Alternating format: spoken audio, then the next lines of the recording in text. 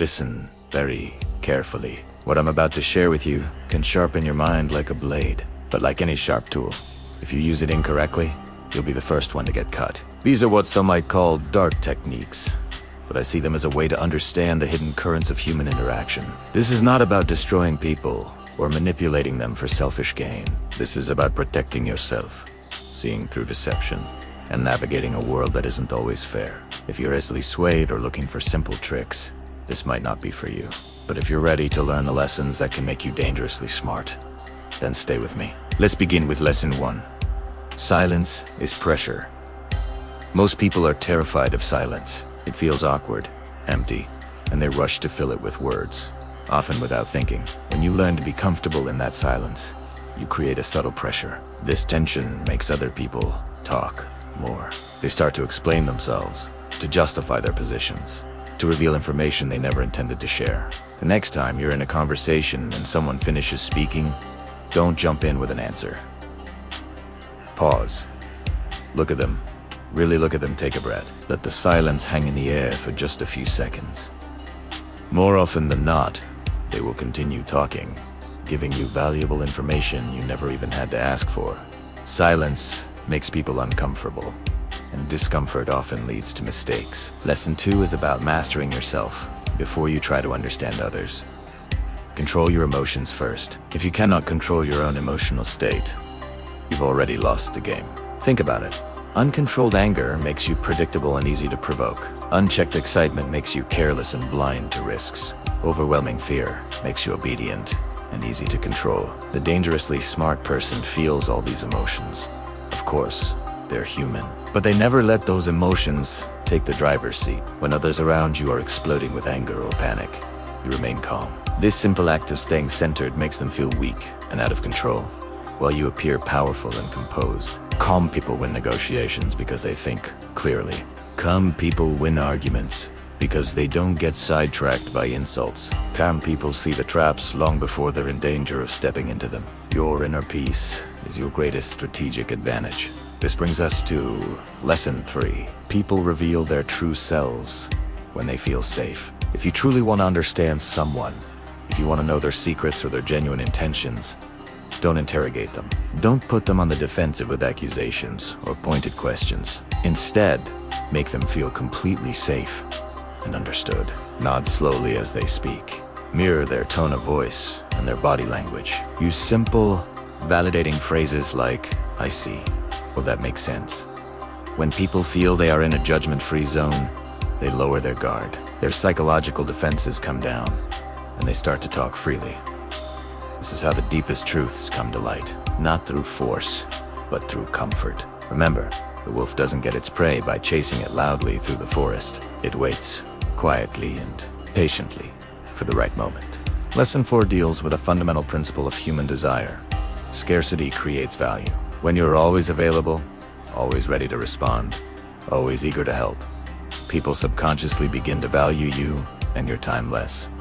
It's just human nature. But when your time and attention are limited, your perceived value skyrockets. This doesn't mean playing games or being rude. It means having boundaries. Don't feel obligated to reply to every message instantly. Don't always explain your every decision. Let there be a little mystery. Let people wonder what you're up to. The human brain is wired to want what it cannot easily have. This principle of scarcity is a powerful tool in business, in relationships, and in any dynamic where influence is a factor. You are not disappearing. You are strategically controlling access to your most valuable resource, yourself. Now for a lesson that will save you a lot of trouble. Lesson 5. Observe actions, not words. Words are cheap. They cost nothing to produce. Actions, on the other hand, cost time, energy, and commitment. Anyone can promise you the world. Anyone can say they are loyal, honest, and hardworking. But very few will consistently demonstrate those qualities through their behavior. Watch what people do when they think no one is looking. Pay attention to how they treat people who have no power to help them, like a waiter or a janitor. Observe how they behave under stress when things aren't going their way. Their actions in these moments will tell you everything you need to know about their true character. The dangerously smart person listens to what is said, but they base their trust on what is done. Behavior never lies. Lesson 6 is about shaping reality. Use framing to control perception. The exact same set of facts can feel completely different depending on how it's presented. This is called framing. If you frame a situation as a potential loss, people will panic and act impulsively to avoid it. If you frame that same situation as an opportunity for protection or gain, people will feel secure and agree with your proposal. When you speak, choose your frames with intention. Instead of saying, "This is going to take a lot of effort," try saying, "This process will save us a lot of trouble down the line." Humans are emotional creatures first and logical creatures second. If you can control the emotional frame of the conversation, you can guide the reaction. Next, a hard but necessary truth in Lesson 7. Weakness attracts manipulation. People can sense weakness like desperation, neediness, or a constant need for approval the way sharks smell blood in the water. When you project these signals, you're sending an open invitation for others to control or take advantage of you. You must learn to remove visible signs of weakness. Stand up straight. Make steady eye contact. Speak a little slower and more deliberately.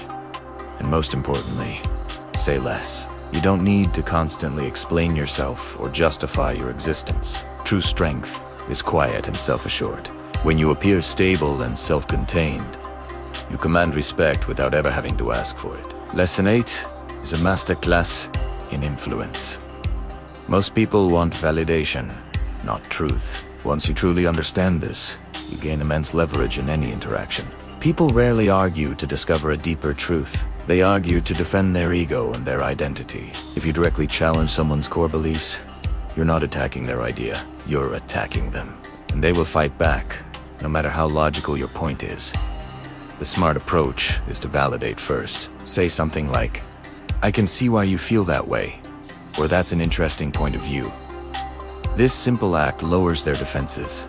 It tells their brain you're not a threat. Only then, once the door is open, can you gently present your own perspective. You are not necessarily agreeing with them. You are just strategically opening their mind to listen. Lesson 9 is about maintaining your edge.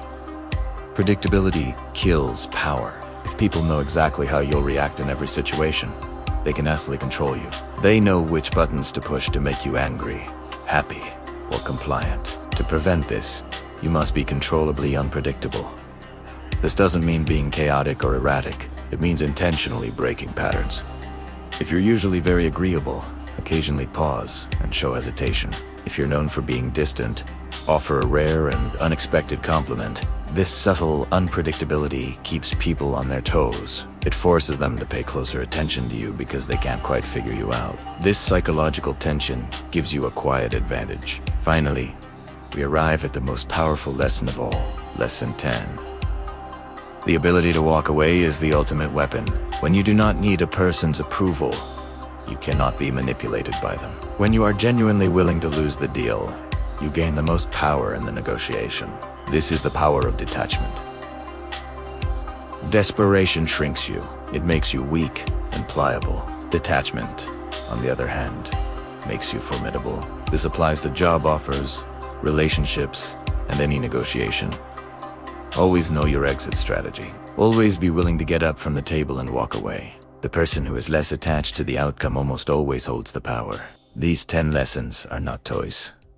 They are powerful tools. A knife can be used to prepare a meal that nourishes, or it can be used to cause harm. The choice of how you use this knowledge is entirely yours. My hope is that you use it to protect yourself from manipulation, to see through the games people play, and to stay sharp and grounded in a complex world. If you found this advice valuable, subscribe to the channel for more insights into the deeper aspects of human psychology. Stay sharp and stay calm.